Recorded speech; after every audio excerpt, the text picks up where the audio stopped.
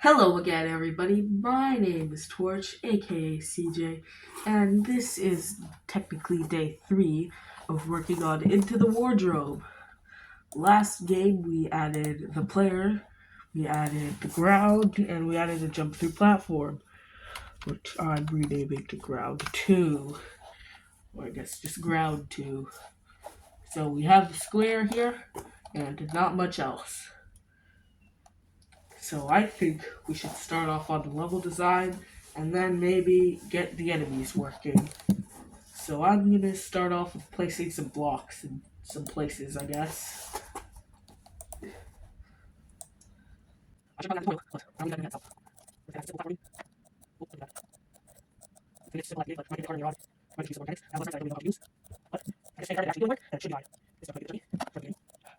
Let's just hope my voice doesn't do the voice thing, because we don't like it when voices do the voice thing.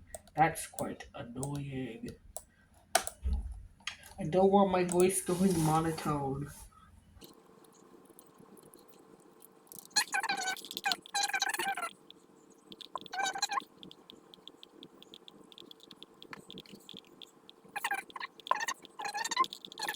If we stretch this platform out a bit, this could be a pretty good place to introduce the enemies.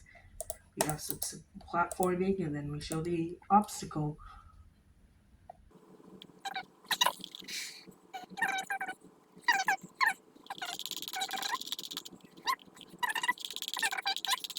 This playtesting is important. Should be simple. Jump here, jump there, jump everywhere. One fish, two fish, blue fish, double fish.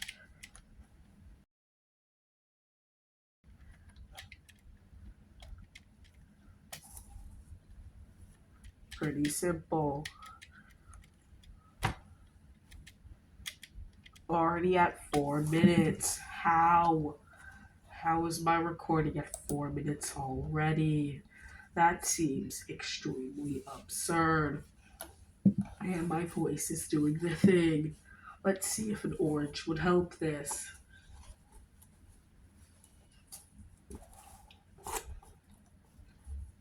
Alright, so it seems like it's being fine for now. Let's add in our enemy sprite.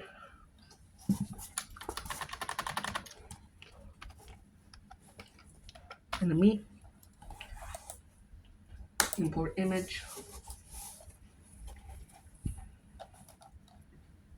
I don't know if we're going to be able to use the blinking sprite, but this should just be fine. My box is falling off, and my back is starting to hurt, which is great. Absolutely great. I'm pretty sure we could just copy over the platformer character code from the player and just make it so you can't control them. This table is way more shaky than the table I used last time. Let's just hope my phone doesn't fall again. Turn default controls off, and now you can't control them. How interesting.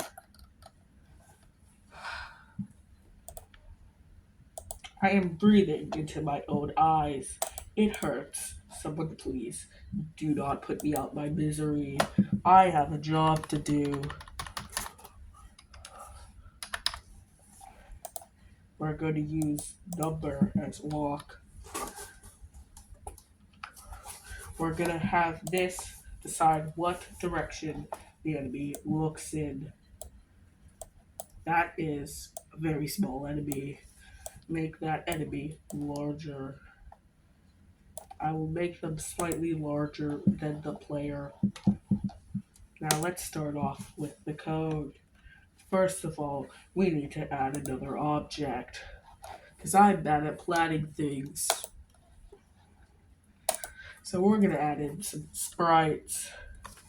First of all, we're adding the respawn, because I would like the player to respawn. Ah, yes, respawn. That is how you spell that. No one correct me, because I am uncorrectable, as I am always correct. This is simply just going to be a green sprite that turns invisible as soon as the camera goes on it. So I can pretty much use any sprite that we have. I'm gonna use this green sprite.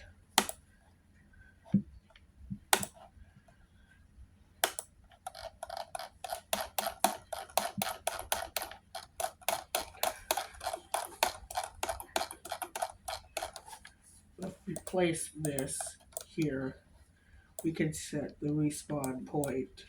However, we will have to code in the respawn point ourselves.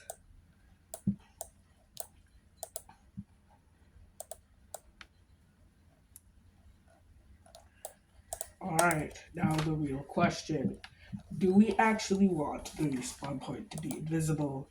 Because if you ask me, whatever this thing is floating in the sky respawning you actually seems quite interesting. Just look at it. It is in the sky. The contrast is very weird on the recording, and there are lots of lines here. However, that's not there on my actual computer. However, I am way too lazy and way too out of space to be able to straight up just record it on my computer. So sadly, we're stuck with this. El Bozo.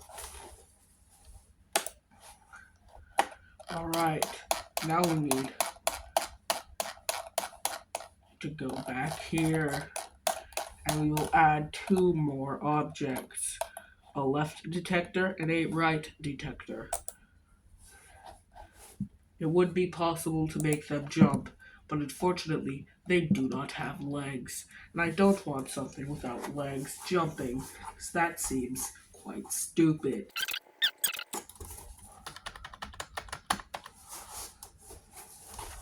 So we're going to call this left. Was that a bomb? That was not a bomb. Okay, as I was saying, we are going to create the sprite. So, this one is going to be invisible to the player. So we can simply just have it be, that's not the right size.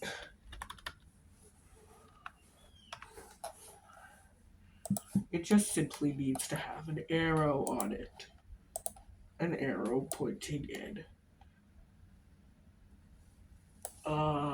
the left direction.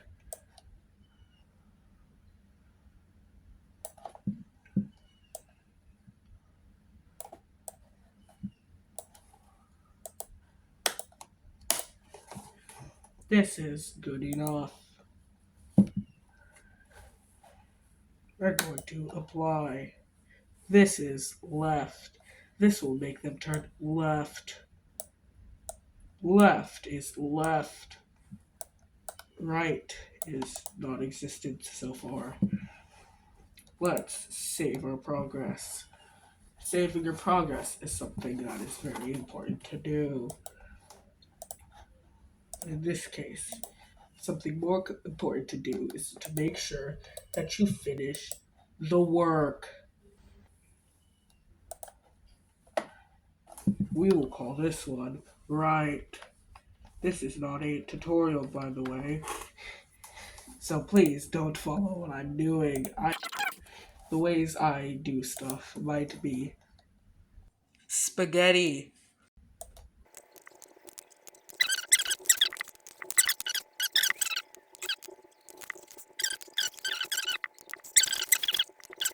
We now have a left and a right. Now we need to make the creature go left and right. I'm going to put all the code from the previous episode into a single folder, because these are simply the player animations.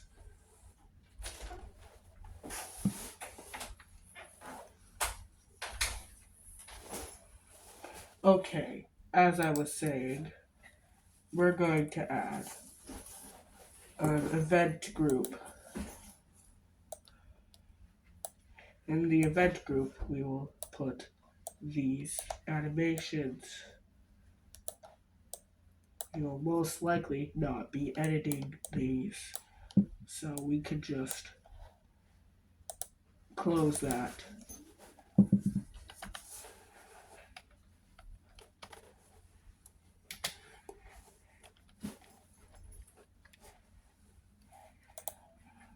I'm going to edit the color to be orange, because orange is stupid. What was I saying again? Oh yes, we shall now be adding code. It shall be quite simple.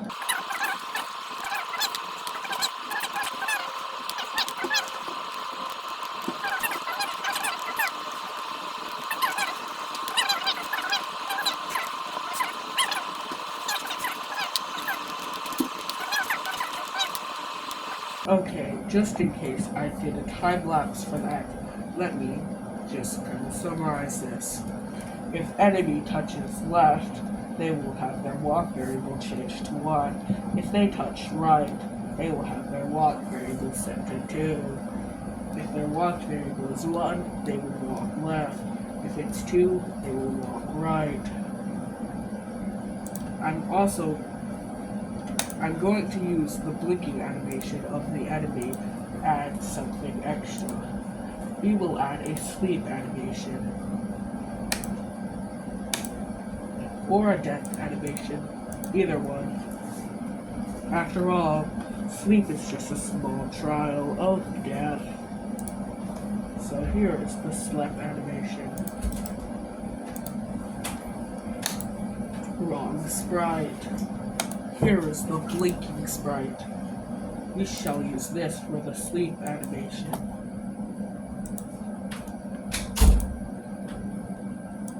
If the variable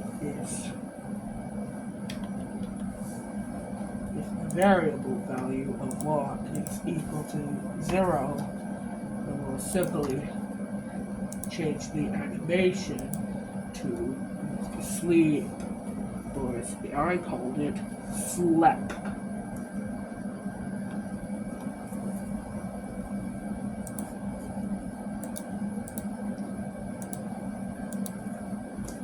We'll also add the extra code that we used for the player to make sure that the sprite will be facing in whatever direction that they were facing.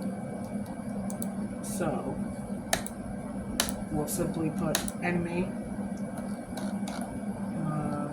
control pressed or simulated left, and we'll flip the object horizontally, yes, and then we'll add in the code to, if they're pressing right, flip horizontally, no. This code should be pretty simple and should work.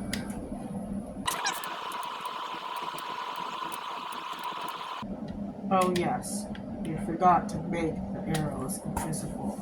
However, you can see that the code for them walking is clearly working. Seems like I also messed up the left arrow. Lol. Okay, I shall add the group for the enemy behavior after I add the respawning. Or will I? I don't know. I forgot what I was about to say.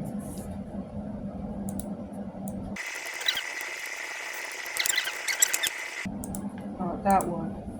This one. Add a new group. We're going to call that hideables, because we will hide everything that is in this group.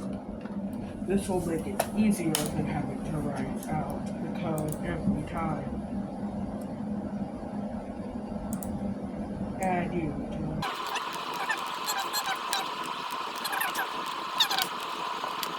we should also add the respawning code. I will add a value to the player for death.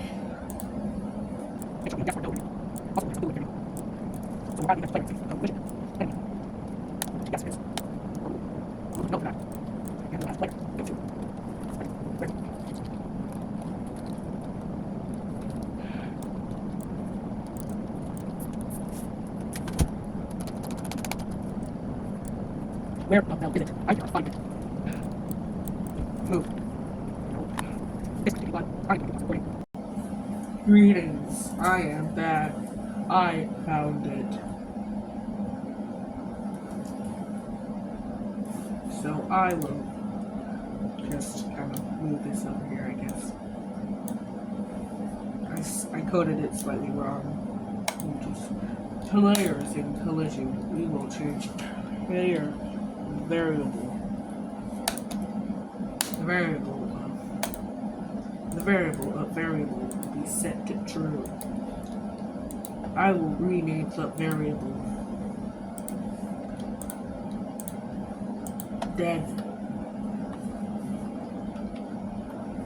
I will also add another variable called deaths so that we can count how many times you die.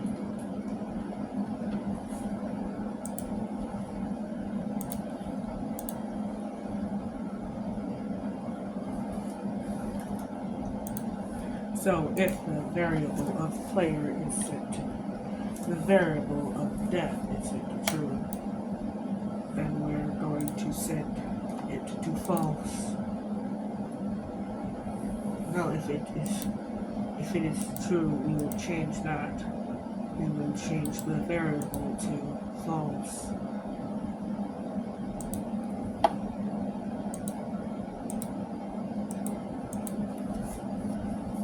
Then we will change the variable of deaths.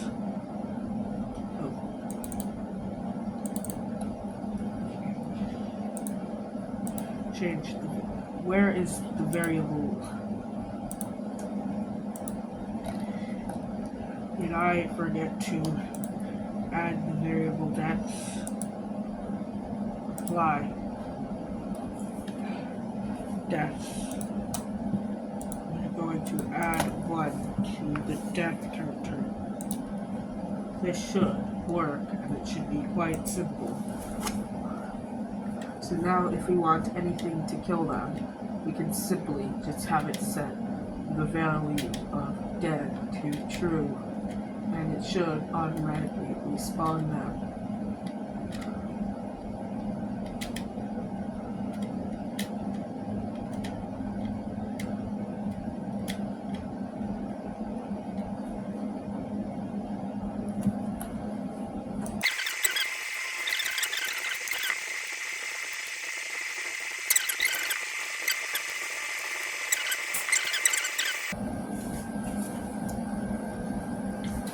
Okay, everybody, I just ate an orange, and now all my energy is back, baby. Let's see how good this works now, everybody. 1, 2, and, what's after 2? I don't remember what's after 2. Let's just keep going. Alright, let's see if we can get to the enemy, and let's hope our jump gets aborted.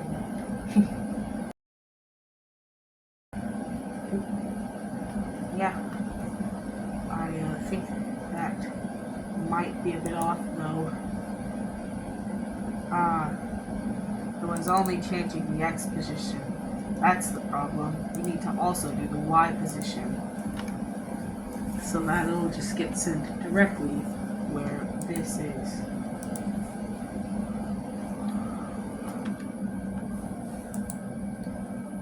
Let's see if it works properly now. Let's see if it works properly now. We're a child and we're jumping around in places we shouldn't be jumping around.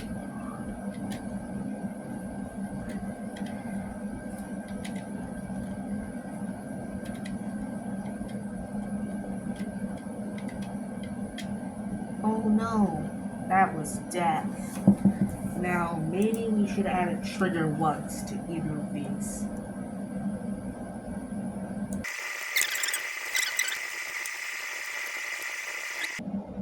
Tasty, delicious ram.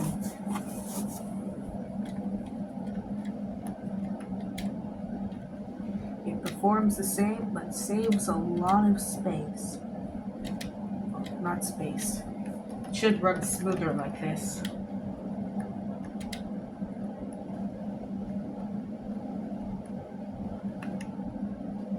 Ah, but we can do this. It's probably a problem. Who cares if we can walk backwards? No one's gonna be walking backwards anyways. Alright. I think I'm gonna do a bit more level design and then I'll end off the video. Well, I'll end off this part of the video or just the video if I decide to post these separately.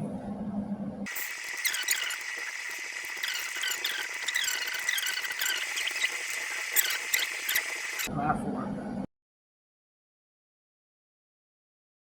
Hey, turns out there's a max recording time for some reason. I'm still just working on this though. I'll try to quickly hurry through this, I guess. Anything we can reuse? No?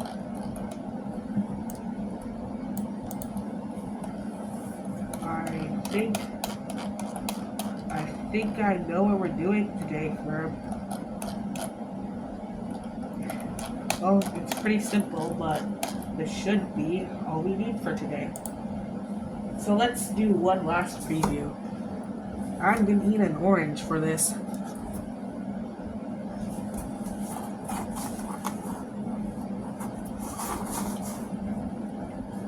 Wowzy dowsy, let's go! Yeah. So it's some pretty simple jumps near the beginning. Yeah, and a little bit of a hard one there. Not that hard, but might be for beginners. We had 2 of those jumps in a row. We got a log platform with the enemy who just walks back and forth.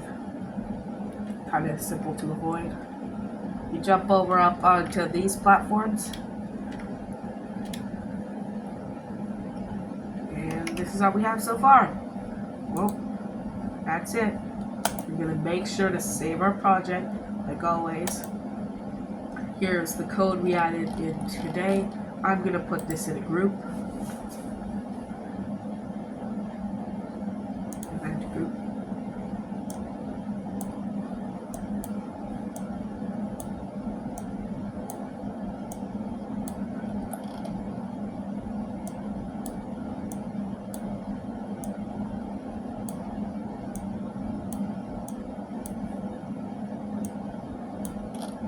Alright. And then we code. We're gonna put this up here. Not there, just here. Alright. We're gonna make the enemy code be the color brown. No, brown. Not brown. Red. We're gonna make the enemy code be red. Alright. Here's a player code from last time. Here is the enemy code that we just made. The death script for respawning. Also, right now, if you fall off, you just fall forever. But when the game's done, I'll add something at the bottom of the screen that teleports you back to the top when you touch it. So, yeah. Anyways, just gonna save again. Yeah, this is it, I guess. See you in the next video or the next part, and never trust Bubblegum Larry or whatever. Bye-bye!